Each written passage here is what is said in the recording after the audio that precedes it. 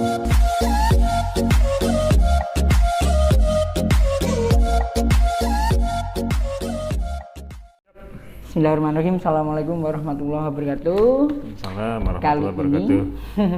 Kali ini saya bersama dengan seorang rektor yang kalau orang nggak tahu ini kebangetan. Saya mulai pembicaraan kalau di kabinet itu ada Mas Menteri. Nah, beliau pernah bilang di BSI ada Mas Rektor. Pak Wahyudi monggo. Nah, Oke. Saya izin buka masker nih ya. Oke. Pak Wahyudi. Pak Wahyudi itu ketika ngendiko, kalau saya bilang ngendiko tahu ya? Apa itu ngendiko? Ngendiko itu bilang kalau bisa jawab tapi halus, Pak. Oh gitu. Ya, ngendiko di BSI itu ada Mas Menteri. Kalau bilang Mas itu konotasi kan muda. Iya. Pak Wahyudi usianya berapa? Saya nggak muda juga ya, karena saya udah 46 tahun. 46 tahun sekarang. Saya padahal masih 17. Pak Wahyudi, Ya. kenapa Pak Wahyudi ketika rapat itu menyebut kata saya Mas Menteri? Mas Menteri. Gimana ceritanya itu? Sebenarnya gini, waktu saya diangkat pertama kali jadi rektor oleh Yayasan BSI, tepatnya itu Yayasan BSI itu kan Universitas BSI ini berdiri kan tanggal 3 September 2018. Saya diangkat pertama jadi rektor karena memang universitas yang sebelumnya itu masih akademi, sekolah tinggi, kemudian dirubah menjadi universitas itu pasnya SK dari kementerian itu mulai tanggal 3 September 2018. Saya diangkat pertama kali. Di situ usia saya baru 43. Jadi ya mungkin ya untuk ukuran rektor perguruan tinggi besar seperti BSI mungkin ya boleh dibilang masih muda ya untuk jadi rektor di usia segitu. Makanya saya lebih senang dibilang Mas Rektor gitu ya.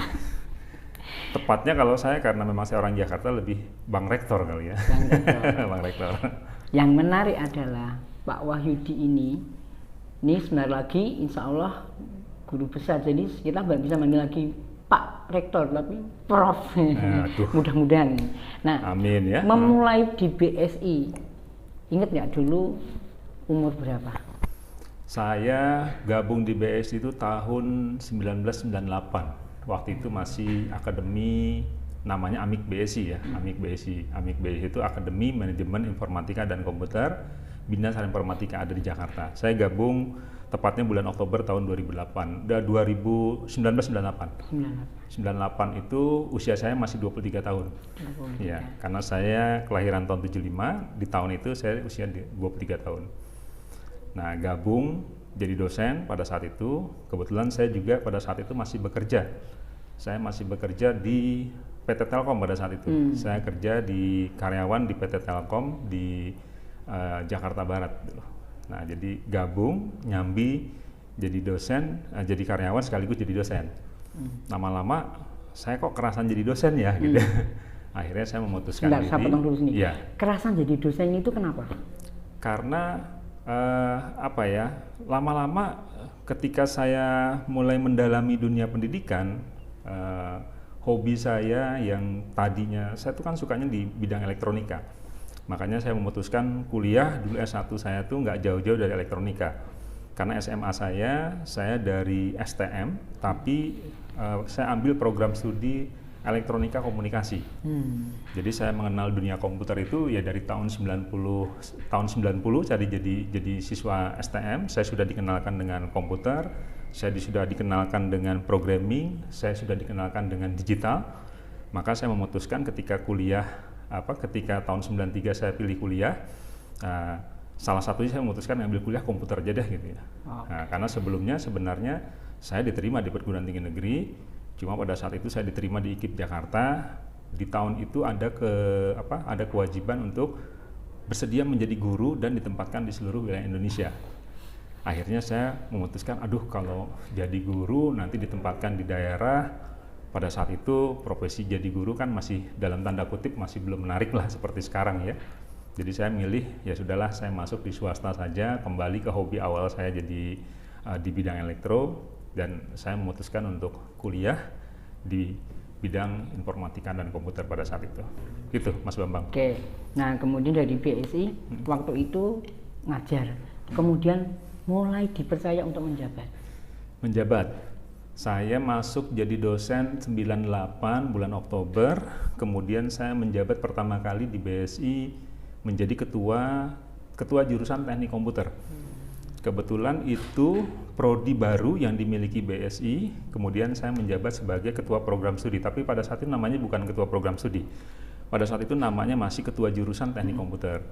Jadi saya menjabat tepatnya tanggal 3 Maret tahun 2000 saya diangkat. Saya menjabat sebagai ketua program studi, ketua jurusan Teknik Komputer itu sampai tahun 2004. Satu periode. Itu karir pertama saya setelah menjadi dosen. Kemudian dosen biasa ya, dulu hanya dosen biasa, sampai akhirnya masuk ke memegang jabatan struktural ketua jurusan pada saat itu. Itu pertama kali. Oke, kemudian selanjutnya?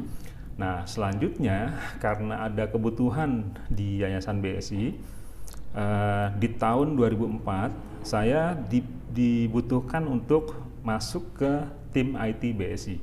Dulu namanya adalah Biro Teknologi Informasi. Sampai sekarang ya? Ya, sampai sekarang. Saya menjadi pejabat Kepala Biro Teknologi Informasi pertama kali di BSI di tahun 2004. Sampai saya terakhir menjadi ketua atau kepala biro teknologi informasi itu di tahun 2007. Jadi saya menjabat 3 tahun pada saat itu, mengerjakan banyak hal yang terkait dengan sistem informasi yang ada di BSI. Yang paling menarik pada saat itu, kami di BSI memiliki 58 set kampus, 58 lokasi kampus pada saat itu. Tahun 2007? Di tahun 2003. 2004, mohon maaf. 2004 itu sudah 58? Ya. Sudah 58 lokasi kampus BSI pada saat itu. Dan tantangan yang menarik buat saya, sebenarnya saya menjabat resmi sebagai Kepala Biro Teknologi Informasinya itu tahun 2004. Tapi sebelum menjadi Kepala Biro Teknologi Informasi, dulu namanya masih Technical Support. Jadi saya sebagai Kepala Bagian Technical Support yang lebih ke arah infrastruktur pada saat itu, menyiapkan infrastruktur IT yang ada di BSI. Jadi pada saat saya menjabat sebagai Ketua Jurusan Teknik Komputer tahun 2000 sampai 2004, di 2003 itu saya diangkat juga sebagai Kepala Bagian Bagian Technical Support. Nah, berakhir jabatan saya sebagai Ketua Jurusan Teknik Komputer, tadi saya diangkat menjadi Kepala Biro Teknologi Informasi. Mulailah concern saya menangani Biro Teknologi Informasi yang ada di BSI. Pada saat itu di bawah Yayasan BSI ya, Yayasan BSI, karena pada saat itu Yayasan BSI itu tidak punya hanya satu perguruan tinggi.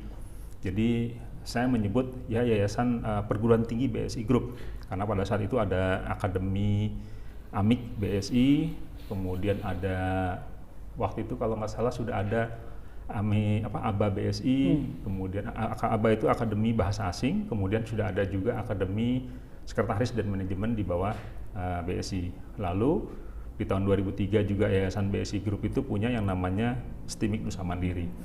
Nah, kebetulan jadi saya diangkat oleh Yayasan BSI sebagai Kepala Biro Teknologi Informasi di bawah Yayasan BSI Group. Jadi menangani perguruan tinggi di bawah BSI Group pada saat itu. Tantangannya yang paling berat waktu itu apa, Pak? Tantangannya gini, di era itu pas pergantian kepemimpinan yang baru, yang lama itu masih namanya adalah divisi IT di BSI. Dulu pimpinannya namanya Pak Tino, kemudian saya masuk menggantikan Pak Tino, tapi unit kerjanya berubah. Yang tadinya divisi IT di bawah Yayasan BSI, ketika saya masuk namanya jadi Biro Teknologi Informasi. Pertama, pada saat itu saya membenahi seluruh infrastruktur praktikum mahasiswa. Jadi pada saat itu kurang lebih saya mengganti di perguruan tinggi BSI Group itu hampir seingat saya sekitar 5.000-an unit komputer di seluruh lab yang ada di 58 lokasi kampus BSI. Kita ganti semua tuh. Pada saat itu mulai ada pembaharuan, peremajaan laboratorium, dan jumlahnya saya ingat sekali pada saat itu kurang lebih ada sekitar 5.000-an unit komputer yang kita ganti untuk berada di 58 lokasi kampus BSI. Itu yang pertama. Jadi merubah peremajaan komputer yang jumlahnya tidak sedikit, banyak sekali pada saat itu. Kemudian yang kedua, ada tantangan lagi, pada saat itu BSI mulai go online. Jadi seluruh kampus-kampus BSI yang 58 lokasi itu, saya coba untuk hubungkan secara online infrastrukturnya. Saya potong dulu. Ya. dihubungkan secara online. Iya. Non sewu, sebelumnya bagaimana kondisinya Pak? Sebelumnya masih masih sistem komputerisasinya tuh belum terintegrasi dan belum terhubung antar satu kampus dengan kampus yang lain. Nah, kesulitannya? Memang pada saat itu teknologinya belum untuk sampai ke sana. Nah, ketika saya menjabat, ada satu terobosan yang dulu kami lakukan di tim IT itu. Salah satunya adalah kita ingin membangun BSI Goes Online. Jadi semuanya apa-apa tuh kita buat secara online. Termasuk ujian sudah kita kenalkan tidak lagi menggunakan kertas. Nah, OCR. Jadi kita menggunakan OCR. Kemudian perkuliahan pada saat itu yang masih orang rata-rata membuat di overhead projector ya. Jadi dulu kan kita main di overhead projector. Transparan ya. Transparan, plastik transparansi, fotokopi, kemudian nanti ditampilkan menggunakan overhead projector. Kalau sekarang kan kita menggunakan ini. Ini kan projector ya. Nah, saya menggunakan ini di BSI ini pertama kali di tahun 2003. 2003. Okay. Jadi seluruh kelas di BSI kita gunakan overhead projector. LCD projector. Sebelumnya dulu orang kenal ini kan dengan nama Infocus. Karena Infocus itu kan mereknya. Merek. Nah, ini saya pasang di BSI ini dulu ratusan unit ya, karena di kampus-kampus BSI itu ada banyak kampus, ada 58 lokasi, masing-masing kampus punya banyak ruang kuliah, makanya kita pasang ini ratusan unit di kampus BSI alat ini. Itu waktu itu, pemikirannya Pak Wahyudi atau dari yayasan? Waktu itu dari yayasan BSI itu saya tawarkan untuk kita investasi di awal memang besar. Salah satunya memang kalau komputer memang butuh pembaharuan karena memang sudah masa pakainya sudah habis yang sebelumnya. Ketika saya masuk, saya usulkan dengan mengganti perangkat yang baru ini paling tidak 3 sampai 5 tahun ke depan itu komputer yang baru bisa digunakan dan bisa bertahan. Jadi lifetime-nya itu bisa sampai 3 sampai 5 tahun. Kemudian yang kedua, mengganti peralatan overhead projector dengan DLP projector atau LCD projector ini itu kan memotong banyak cost ya. Dulu kita beli plastik transparansi, kemudian kita fotokopi, itu memakan biaya yang cukup besar dan kalau ada perbaikan itu kan agak sulit. Nah, permasalahannya ketika sudah menggunakan ini, sekarang kan enak. Kita tinggal bahan dalam bentuk PowerPoint, kapanpun ada perubahan kita bisa rubah. Cuma tantangannya adalah pada saat itu tidak semua dosen punya background IT. Berarti kan kita harus ngajarin bagaimana cara pakai PowerPoint, bagaimana cara mengoperasikan alat ini. Ya, itu jadi tantangan. Alhamdulillah seiring dengan perkembangan zaman, akhirnya ya sekarang kan hampir semua orang di kelas-kelas di seluruh perguruan tinggi rasanya ini sudah bukan barang mewah lagi ya, karena harganya pun relatif sudah lebih murah. Pada sekitar tahun 2003-an itu beli alat ini kan puluhan juta. Harganya masih puluhan juta. Sekarang ini kan paling harganya sekitar 3-4 juta. Ya, 3-4 juta sudah punya nih alat proyektor, tapi saya nggak boleh nyebut merek nih. Pak Wahyudi pada saat itu tentu kan akan ada pro dan kontra waktu itu. Yayasan bisa menerima. Prinsipnya yayasan itu, kalau yayasan BSI itu selama kita bisa menjelaskan keuntungan dan kelebihannya, keuntungan dan kekurangannya menggunakan teknologi yang kita terapkan, selama keuntungannya itu lebih banyak meskipun investasi di awal lebih besar, yayasan BSI sih pada saat itu oke-oke saja. Dan owner BSI dalam hal ini Pak Herman setuju dengan usulan saya pada saat itu mengganti ribuan unit komputer untuk lab pada saat itu dan investasi ratusan unit proyektor untuk keperluan belajar di kelas itu juga disetujui dan alhamdulillah itu bisa berjalan sampai akhirnya di era saya menjabat sebagai kepala biro IT itu alhamdulillah perangkat-perangkatnya itu sudah jauh lebih baik dari yang sebelum-sebelumnya gitu Mas Bambang. Itu yang mau saya tanyakan tadi dan tentu pertanyaan selanjutnya itu dari masa 5 tahun itu apakah memberikan benefit yang dulu proposkan oleh Pak Wahyudi? Jadi sebenarnya ketika sampai saya tidak menjabat lagi sebagai kepala biro IT pada saat itu karena di tahun 2000 saya menjabat kepala biro IT 2004, di tahun 2007 itu saya dipindahkan, saya menjabat sebagai wakil direktur 1 bidang akademik pada saat itu. Yang pernah saya buat, yang pernah saya bangun ketika saya menjabat sebagai Kepala Biro IT, salah satunya adalah digitalisasi di kelas tadi kan, digitalisasi. Jadi pembelajaran kita menggunakan fasilitas multimedia di kelas, menggunakan proyektor, komputer-komputer kelas kita siapkan, sound system kita di kelas kita siapkan, itu di era saya menjabat sebagai Kepala Biro IT. Kemudian saya juga menerapkan waktu itu ada sistem intranet, karena saya bangun infrastruktur seluruh kampus BSI itu terhubung secara langsung menggunakan pada saat itu saya bekerja sama dengan PT Telkom, saya menggunakan teknologi yang namanya VPN IP MPLS. Teknologi pada saat itu yang ada itu. Saya bangun menggunakan itu, kemudian koneksi dari seluruh kampus BSI menuju ke kampus utama. Pada saat itu data center kita ada di BSI Dewi Sartika. Kemudian seluruh internet kita drop dari BSI Dewi Sartika. Nah, saya bekerja sama seluruhnya dengan Telkom pada saat itu. Kemudian itu kan dari sisi infrastruktur. Kemudian kita bangun juga sistem di dalamnya. Jadi sistem intranet, ya sistem intranet. Kemudian saya juga pada saat itu menerapkan ada yang namanya IVR. IVR itu adalah Interactive Voice Response. Jadi mahasiswa bisa melakukan pengecekan nilai, pengecekan data, keuangan, dan sebagainya hanya menggunakan telepon pada saat itu teknologinya, menggunakan telepon. Kemudian kalau dia menggunakan teleponnya menggunakan faksimil, nanti dia bisa, KHS-nya bisa dicetak lewat faksimil. Itu teknologi yang cukup canggih pada saat itu. Pada saat itu namanya IVR, Interactive Voice Response. Saya juga mengimplementasikan pada saat itu yang namanya plan SMS dan mobile SMS. Wah, ngeten itu ya? Ya, di tahun itu loh, di tahun itu. Jadi kita main-main dengan yang namanya plan SMS, ketik katakanlah nilai spasi NIM, kirim ke nomor katakanlah 851 gitu kan. Dikirim, nanti dapat reply nilai mata kuliahnya ini mata kuliah ini lulus, mata kuliah ini tidak lulus dan sebagainya. Itu teknologi itu sudah kami terapkan di tahun 2004. Ya, jadi teknologi tentang IVR, teknologi plan SMS, mobile SMS, menggunakan SDK. Jadi di handphone ini kan ada SDK ya. Dulu kami punya di sini, kita injek kerjasama dengan provider Telkomsel, Indosat pada saat itu dan provider-provider lain. Kami insert yang namanya MBSI. Kalau sekarang mungkin ada MBCA dan lain-lain. Nah, kami di tahun 2004 punya MBSI. MBSI. Jadi 2004 ya. 2004 itu, tahun 2004 ketika saya menjabat sebagai Kepala Biro IT di BSI, dan banyak pengembangan banyak teknologi tingkat tinggi yang kami terapkan di perguruan tinggi BSI.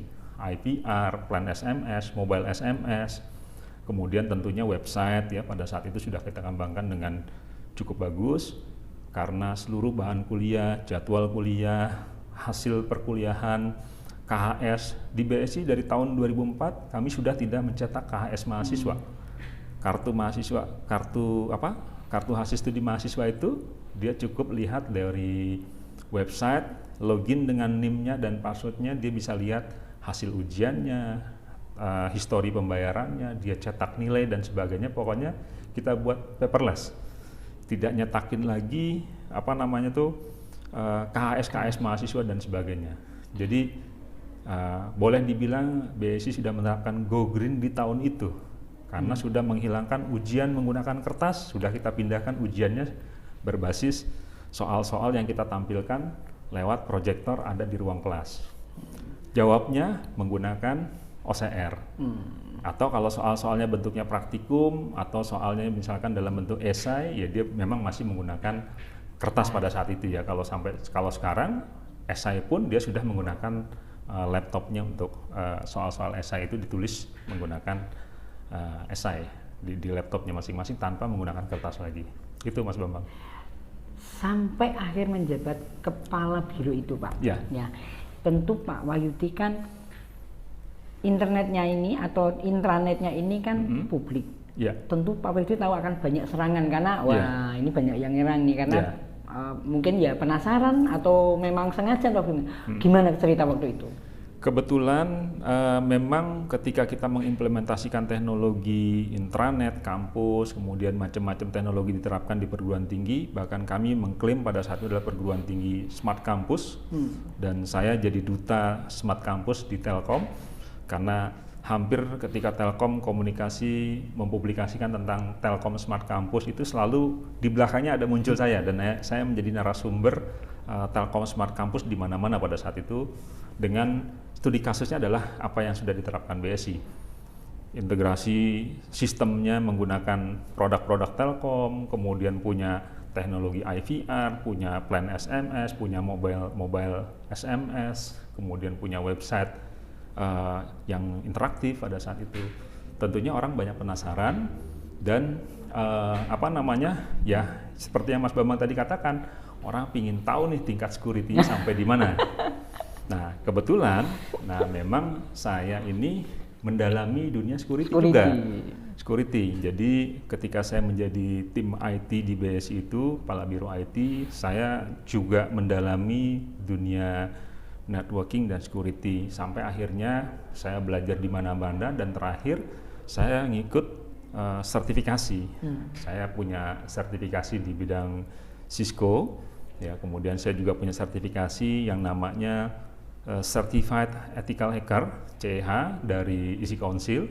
Kemudian saya juga mendalami ilmu forensik dan saya mendapatkan sertifikasi yang namanya Certified Hacking Forensic Investigator, itu dari ISI Council.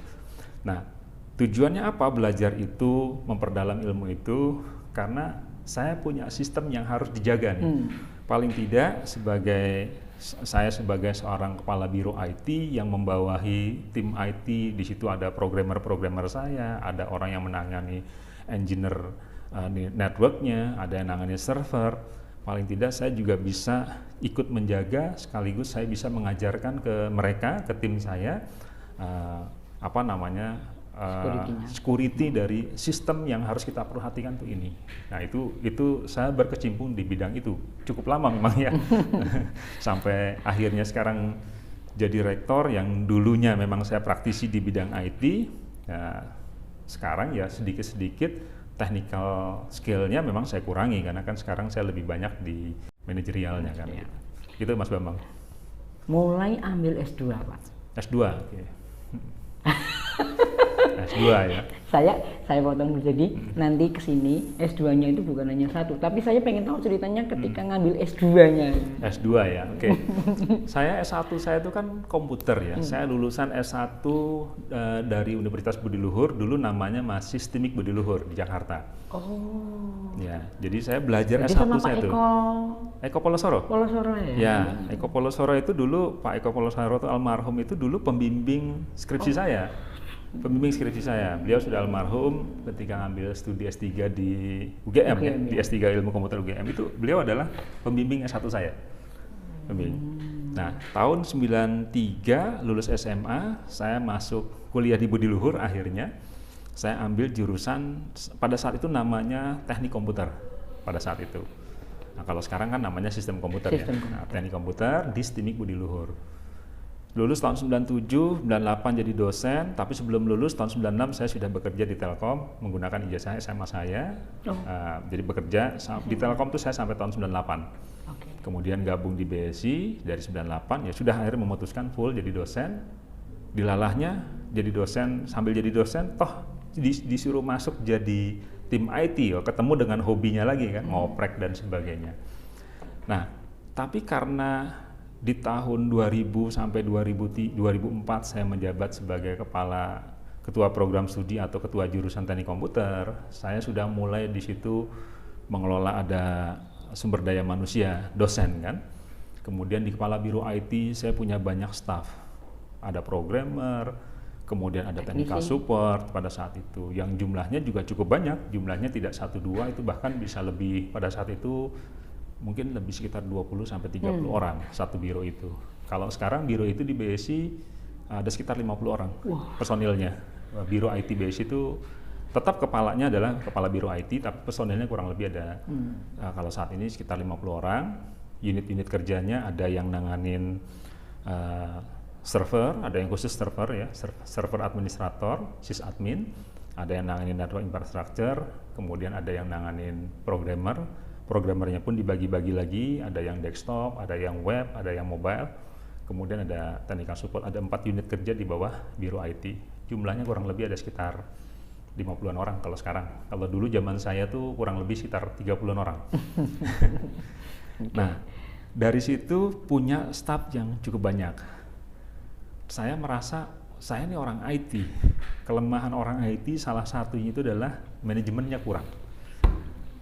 Administrasinya agak amburadul, manajemennya kurang. Akhirnya saya merasa saya butuh ilmu manajemen. Ini kira-kira nembak saya nggak ya? Nah, sama nih sama-sama orang IT juga nih ya. Okay.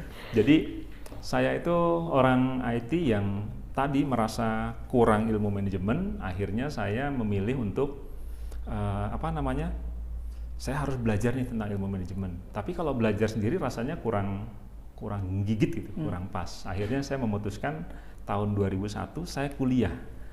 2001. Tapi sebenarnya yang mendasar itu karena saya jadi ketua program studi, ya kan? Karena saya punya resource dosen. 2001 kan belum wajib S2. Memang belum. Undang-undang guru dan dosen itu kan baru 2015. Cuma saya sudah berpikir pada saat itu, saya kan ada di akademi, sebenarnya S1 pun cukup gitu kan, karena yang saya ajarkan mahasiswa D3.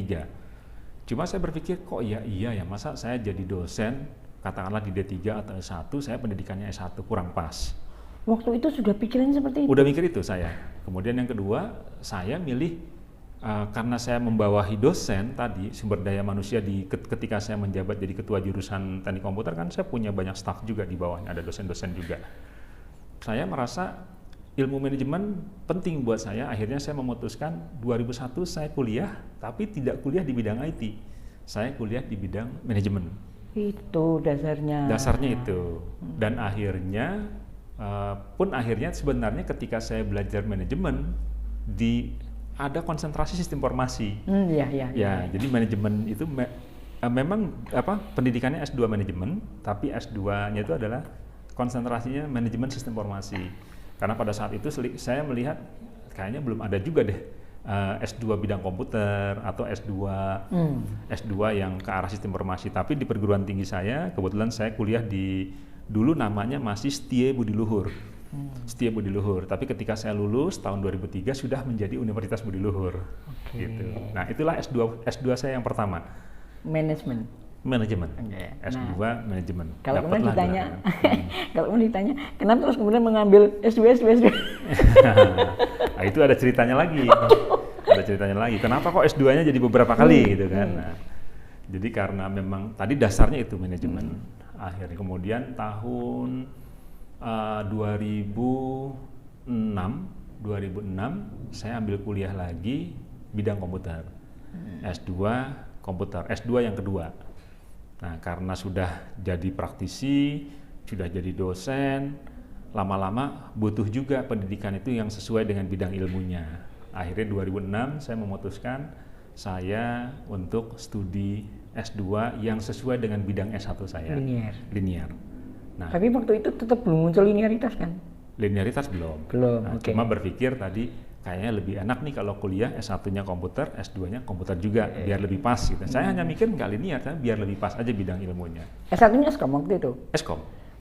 Karena kebetulan waktu saya masuk dulu tahunya saya lulusan dari prodi saya itu insinyur.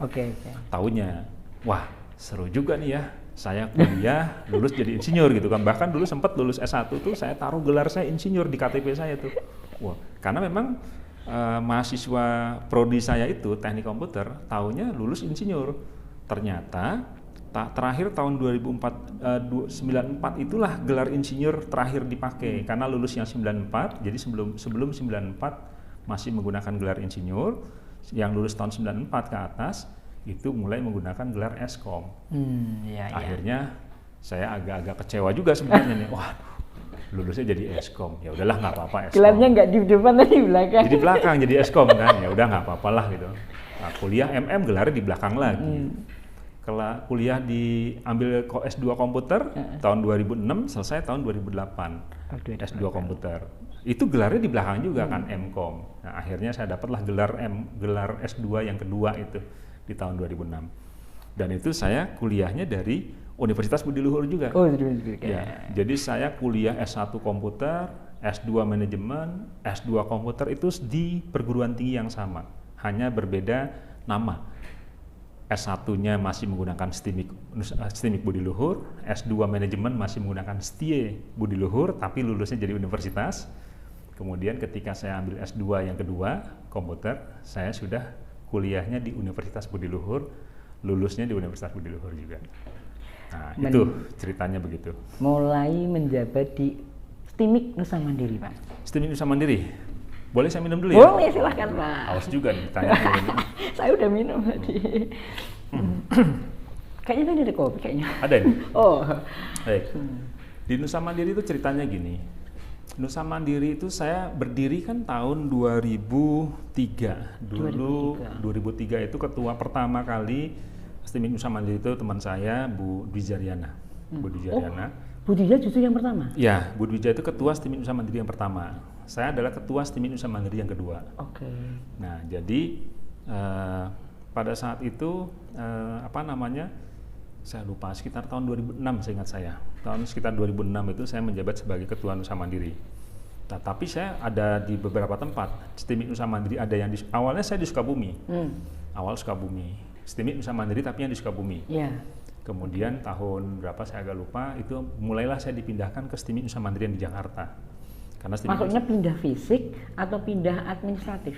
Pindah fisik. Okay. Ya, jadi dulu saya sebagai ketua STIMIK Nusa Mandiri di Sukabumi, aktivitasnya di Sukabumi. Okay. Kemudian ya Sukabumi dengan Jakarta kan dekat ya. Nah, kebetulan memang status karyawan dulu saya masih sebagai karyawan di BSI, tapi juga saya sebagai karyawan di Yayasan Indonesia Nusa Mandiri yang punyanya STIMIK Nusa Mandiri. Nah, itu jadi di dua itu. Jadi saya memang berada di dua tempat, tapi status dosen hanya satu. Status dosen kan harus ada di satu tempat, kan? Home base itu hanya di STIMIK Nusa Mandiri. Jadi kalau di BSI-nya itu saya ada di bawah yayasannya. Jadi seperti tadi saya sebutkan sebagai kepala biro IT itu kan itu saya di bawah yayasan BSI-nya. Nah, di perguruan tingginya itu kan struktur kepala biro IT kan tidak ada. Ya. Kepala biro IT itu adanya adalah di bawah yayasannya, Yayasan BSI. Nah, jadi disitulah saya mulai ada di Nusa Mandiri sekitar 2006, tapi di Sukabumi dulu awalnya. Oke. Kemudian dari situ baru masuk ke STIMIK Nusa Mandiri yang ada nunggu di sampai periode Jakarta. selesai nggak waktu pindah? Selesai. Oh, selesai. Sampai seingat saya 2 periode di sana. Wow, oke. 2 periode di Nusa Mandiri Sukabumi, kemudian masuk ke Jakarta itu saya agak lupa itu tahun 2000 berapa gitu ya, sampai akhirnya terakhir itu saya di 2018. Ketika saya 2018 sebelum menjadi rektor di BSI itu saya sebagai ketua di STIMIK Nusa Mandiri Jakarta. Gitu. Pak, pada saat menjadi ini kan ketua STIMIK ini kan orang nomor 1. Ya. Nah, tantangannya apa ketika sebelumnya tidak menjadi orang nomor 1 dan kemudian menjadi orang nomor 1? Tantangannya tentunya gini ya, kalau di perguruan tinggi itu kan banyak level struktural itu kan tiba-tiba langsung jadi pimpinan ya. Kalau di ketua itu kan ada wakil ketua dulu, kemudian ada ketua program studi. Kebetulan kalau sekolah tinggi kan langsung dari ketua program studi, kemudian ada wakil ketua, lalu ada ketua. Nah, saya ketika dari BSI dulu pernah punya pengalaman sebagai ketua program studi, memang diminta oleh Yayasan Indonesia Nusa Mandiri, di Nusa Mandirinya saya langsung sebagai ketua di Sukabumi pada saat itu. Ya tentunya memang harus banyak belajar tentang manajerial, belajar tentang tata kelola perguruan tinggi. Nah, disitulah karena saya merasa wah kayaknya sekarang ilmu IT-nya ini, ilmu praktisi di bidang IT-nya mulai luntur. Harus belajar tentang tata kelola. Ngomong tapi nggak berani ngomong sendiri. Awalnya harus yang tadi benar-benar orang IT, praktisi, bahkan sertifikasi macam-macam saya miliki pada saat itu. Masuk ke manajerial perguruan tinggi, belajar tata kelola, saya harus belajar lagi. Akhirnya tuh saya di tahun 2010 saya memutuskan untuk kuliah lagi. Nah, yang menarik itu kuliahnya double. Jadi di tahun 2010 saya ambil S2 di UHAMKA, Universitas Profesor Dr. Hamka di Jakarta. Saya ambil program studi namanya Administrasi Pendidikan atau Manajemen Pendidikan. Di tahun yang sama saya juga ngambil S3 Manajemen Pendidikan di Universitas Negeri Jakarta. karena pada saat itu saya ingin belajar tata kelola perguruan tinggi yang baik. Saya lebih suka kalau belajar itu ada pemicunya. Ada, ya, jadi belajar tuh kalau ada yang ngajarin tuh saya lebih senang. Kalau belajar dia agak males gitu kan. Atau bukan itu, tapi mungkin karena nilai. Sehingga jadi kalau saya belajar ada yang ngajarin terpacu, itu saya malah lebih serius ketimbang saya belajar sendiri. Memutuskan akhirnya sekolah di 2 tempat, Mas. UHAMKA, UNJ. Nah, UHAMKA-nya 2010 masuk, 2012 saya selesai karena memang S2 kan. Dapatlah MPD saya, jadi S3 yang ketiga. MPD itu dapat dari UHAMKA. Oke. Nah, S3-nya saya selesai tahun 2014. Saya di wisuda itu di bulan Agustus 2014 dari Universitas Negeri Jakarta. Itu sama Pak, yang Banjarbaru itu ya, Pak siapa? Teman Pak siapa? Lupa saya. Pak Sus Hermanto. Pak Sus. Pak Sus Hermanto. Pak Sus, semoga diterima. Pak Sus sehat kan? Lagi sakit ya? Sakit ya, lagi sakit. Mudah-mudahan sembuh ya. Iya, lagi sakit Pak Sus itu. Nah, itu kebetulan satu prodi sama Pak Sus. Okay. Satu prodi. Pak ambil S3-nya ini. Pada waktu itu ngambil teknologi pendidikan. Saya ngambil administrasi pendidikan atau manajemen pendidikan. Jadi sesuai dengan S2 saya yang pendidikan dari UHAMKA. Untuk meluruskan S1 S2-nya atau karena memang untuk keperluan ini pengelolaan. Jadi ya berawal dari supaya saya belajar tentang tata kelola perguruan tinggi yang baik, kemudian saya juga ingin tahu pengelolaan pengelolaan pendidikan itu yang pas seperti apa sih. Ya udahlah supaya ilmunya lengkap saya ambil S2 S3 gitu langsung gitu. S2 S3 di tahun yang sama itu. Dan alhamdulillah lulus tuh. Lulus UHAMKA 2 tahun, kemudian lulus di UNJ 4 tahun. Prodinya adalah administrasi pendidikan. Oke, karena sudah menyinggung S3, nah saya speechless nih.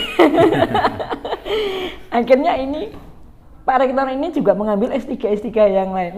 Gimana itu Pak ceritanya? Nah, yang menarik itu tahun 2018 ketika BSI menyatukan 21 perguruan tinggi. Jadi ini BSI ini kan dulu masih akademi-akademi, banyak akademinya BSI. Saya kebetulan tahun 2017 itu ditunjuk oleh Yayasan BSI jadi ketua tim yang melakukan proses merger, proses penyatuan perguruan tinggi yang ada di bawah Yayasan BSI Group menjadi universitas. Kebetulan saya yang ditunjuk jadi ketua tim oleh Yayasan BSI.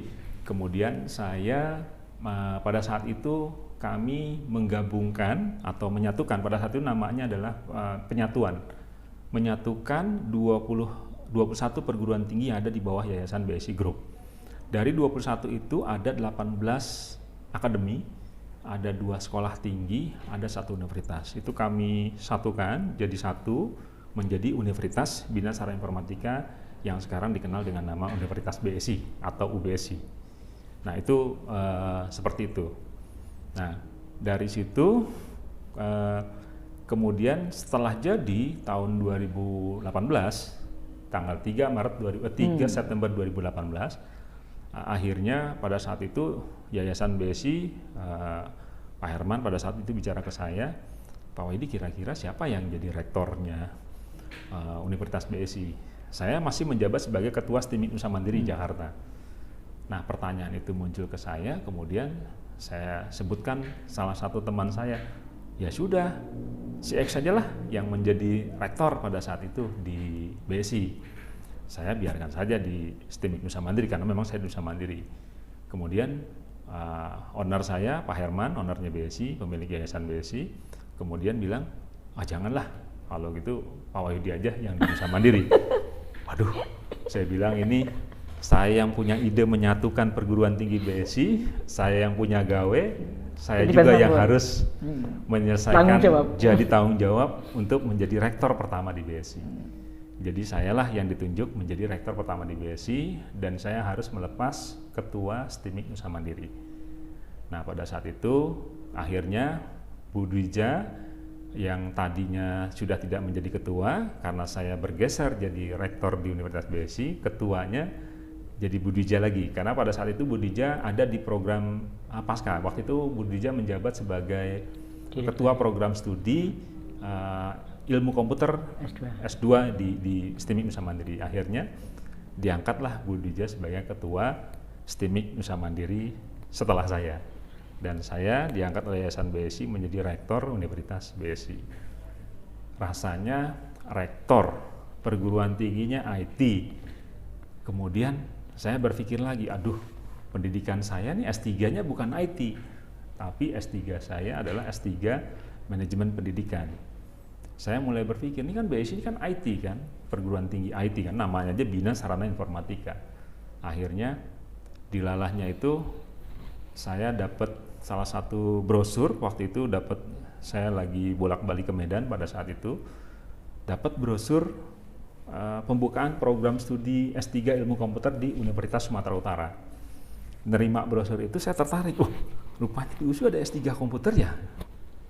Saya coba apply. Saya cobalah ke USU mendaftar sebagai mahasiswa S3 di Ilmu Komputernya USU.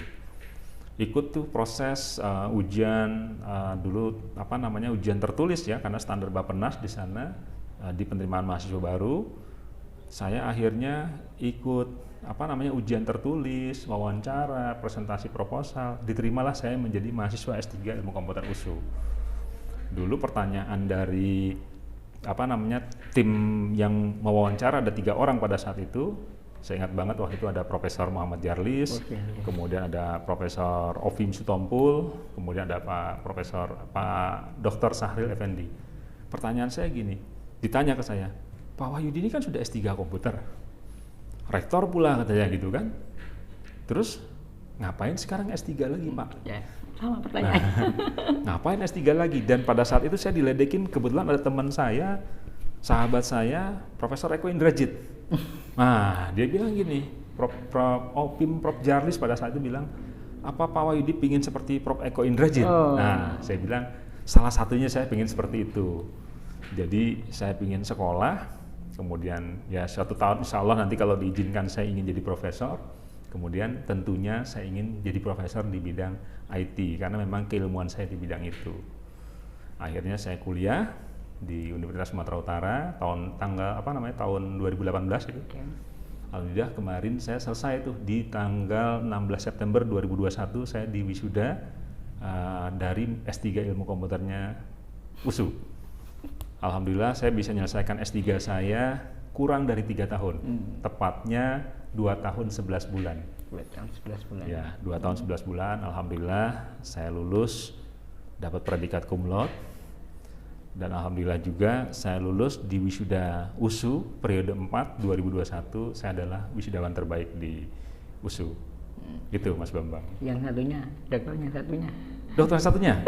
Oh, ada ketinggalannya. Waduh.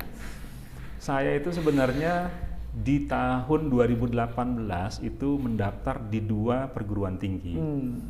Jadi sebelum saya masuk USU, kalau yang satunya itu iseng atau memang benar-benar pengen? Tadinya memang pingin kuliah S3, kemudian saya ada kerjasama melalui Aptikom DKI Jakarta. Aptikom itu adalah Asosiasi Perguruan Tinggi Informatika dan Komputer di DKI Jakarta. Kebetulan sebelumnya saya sebagai ketua di sana. Saya kerjasama dengan yang namanya Asia E-University. Nah, Aptikom bekerja sama untuk kita bisa dosen-dosen di bidang informatika dan komputer itu bisa studi S3 dengan cara part-time, berbasis PJJ atau e-learning. Adanya di Malaysia. Nah, saya kerjasama dan saya kebetulan waktu itu mendaftar pertama kali bersama dengan rekan almarhum nih, sekarang sudah almarhum, Pak Mantra.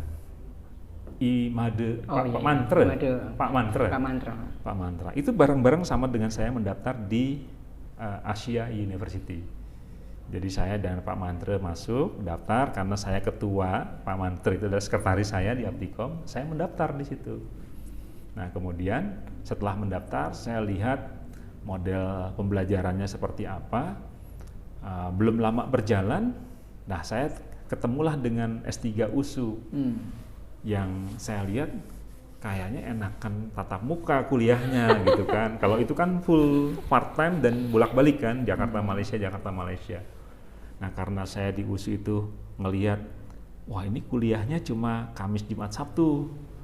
Rasanya mungkin bisa nih gitu kan. Jadi saya coba, ya udahlah saya ambil kuliah yang tatap muka saja. Yang itu saya pending tuh yang di Asia University.